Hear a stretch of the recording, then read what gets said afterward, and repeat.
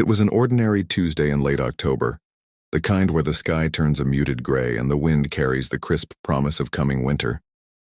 Leaves scraped along the sidewalk as 14-year-old Mara Wren slung her backpack over her shoulder and began the familiar walk home from Jefferson Middle School. She always took the longer route down Oak Ridge Lane because she liked the quiet. It cut through a wooded section of the neighborhood and was flanked by chain-link fences and forgotten gardens. It gave her room to think.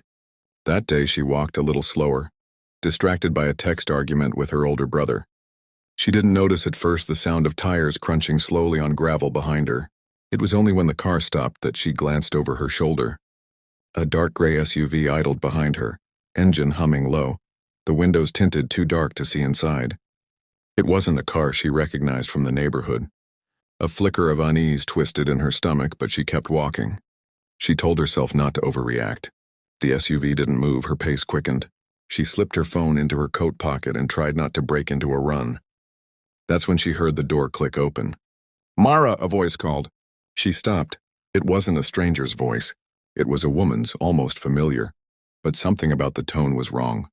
Too sweet, coated with something that felt practiced. Mara turned slowly.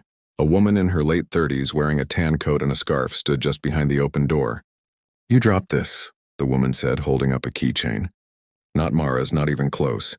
"I'm sorry," Mara replied. "That's not mine." The woman tilted her head. "You sure? You were just walking here, weren't you?" Mara's heart pounded. She looked around. The street was empty.